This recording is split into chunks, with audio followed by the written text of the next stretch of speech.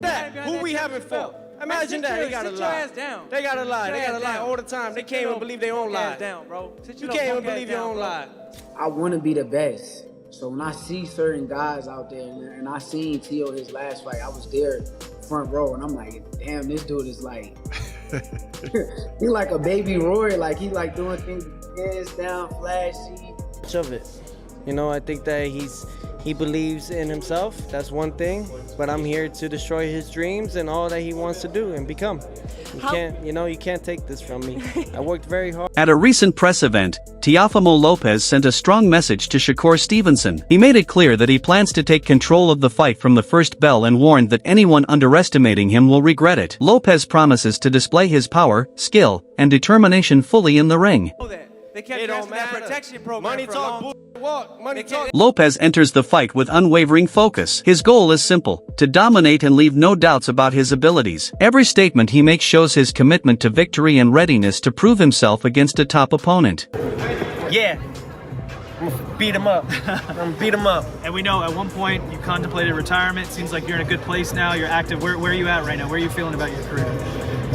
Mentally, I'm in the Bahamas somewhere, having a coquito. For Lopez, this matchup is personal. He emphasizes that the title represents years of hard work, discipline, and sacrifice. He is determined to protect what he has earned and will not let Stevenson take it away. The championship is a reflection of his dedication, and Lopez intends to defend it with everything he has. Of being in the ring, Yes. Shakur Stevenson. Obviously, sure. you guys are both in Las Vegas. I'm hearing that you did link up today. A face-off happened between the two of you? Yeah, face-off happened, things of that nature, just to create the things that are in motion already. So we're really adamant about fighting each other next, and I can't wait for us to really lace it up. And I see him across the ring, and really when that bell rings, lights out for him. What's it like seeing him now kind of face-to-face? When you look at him, what do you see? Because obviously you're not locked in just yet, and the closer it gets to a fight, obviously things turn a little bit. But when you do look at Shakur, what do you think of him? I think, I don't think too much of it. I think that he believes in himself. That's one thing. But I'm here to destroy his dreams and all that he wants to do and become. You can't take this from me. I worked very hard for it.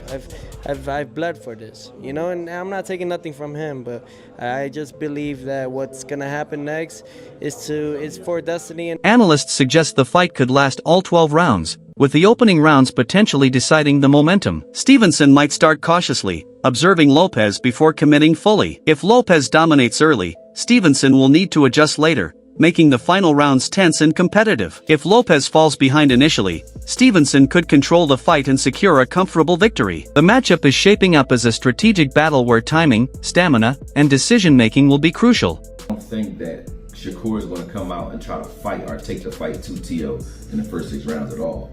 So if he's fighting off the back foot, if Teo can make it so that he's convincingly, or he's convinced at least Shakur that he may have won 4 of the first 6 rounds. If it's 4-2 in Shakur's mind going into the second half of the fight, or if I'm looking at him stealing those first 6 rounds, then it's an interesting fight going into the tail end, because Teo, to me, is a front runner, right? I want to see if he can carry his energy and his explosiveness late in the fight and not wear down. And then when Shakur starts to open up, can you steal some of those championship rounds from him and make it like a close fight? I think if Teo comes out and does what he usually does, which is try to swarm Shakur early and keep Shakur on the defensive early, then he can try to steal a lot of those early rounds. And if he does that, then Shakur has to fight in the tail end of that fight. Now to make it real interesting.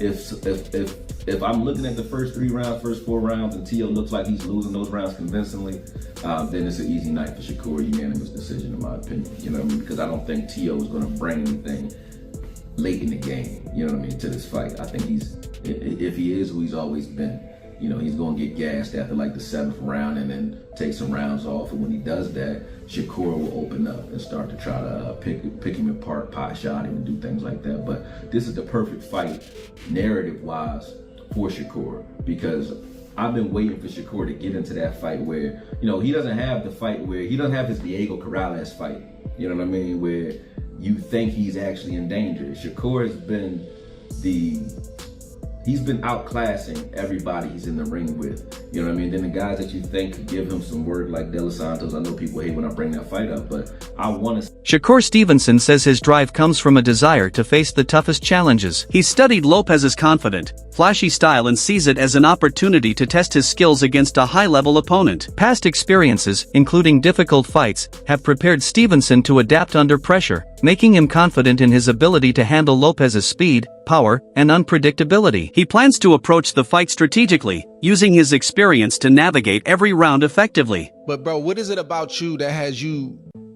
looking at a fighter that you know is the truth and then saying, I want to fight him? It seems like it should be normal if you're a fighter, right? But that stuff is dying off in the game right now. And I feel like you one of the last of the dying breed that actually want real challenges. Yeah, I'm competitive, bro. So it's like, I want to be the best. So when I see certain guys out there, and I seen Tio his last fight, I was there front row, and I'm like, damn, this dude is like, he like a baby Roy, like he like doing things with his hands down, flashy, and I thought it was cool. So it kind of made me want to get in the ring with him and see if he could do them things against my style.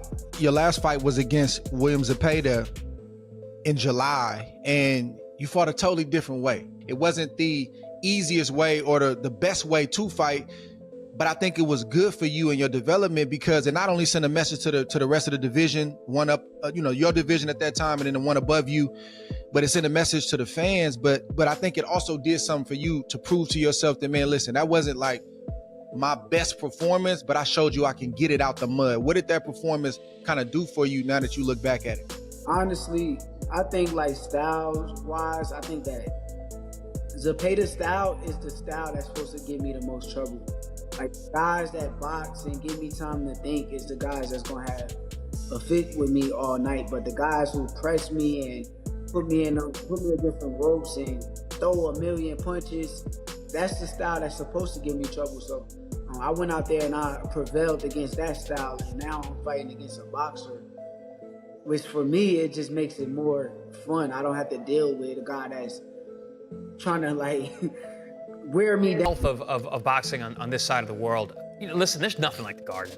We've both fought there many times. I fought in the big room. There's nothing like the Garden. Just the vibe, like you said, champ, that's around that. And this fight is deserving to be here. It's that good of a fight. It's that big a fight, and especially like I'm said, like the health of American boxing. This is one of the best fights that can be made, and putting it in the Garden just makes too much sense. But the idea of the turmoil, the eyes on it, the spectacle, the circus. Chris, you talked about the idea that Teofimo Lopez kind of lives in this. That's where he flourishes. That's what he loves. This idea that because there's so many eyeballs on it, it's going to be kind of a circus. Does that favor Teofimo a little bit when you look at the strategy? Yes, no? I'm going to say well, I can't say for certain because there's no certain with Teofimo Lopez. He's one of the most up, down, left, right guys I've ever Mercurial, been around. we could say, yes. But when he is on, he's damn near unbeatable. I mean, he's such a good athlete. He has such a good boxing IQ. He's so physical and explosive. And again, I've said this on past shows. I've called him many times for Top Rank, been around fight weeks. And it just seems to me, the more out of sorts he seems, the more back against the wall it looks like, the more that he's an underdog, the better he performs. And this could be that kind of situation. New York is a tough place, man. They're already gibbering, going back and forth, saying like, he reps Brooklyn, but there's kind of questions about his Brooklyn roots. Can he really rep Brooklyn in the way that he says he can? So he's already getting that heat for that. I don't know. It might be a good thing to poke the bear in terms of how well Teofimo is going to show up. Paulie, that's a huge. You're from Brooklyn. That's a big insult to say that you're not really from Brooklyn. Insult him a little bit. Insult him a little bit. Insult him, man. But I'll tell you what. There's so many thoughts in my head with this situation because Teofimo is at his most dangerous when he's counted out.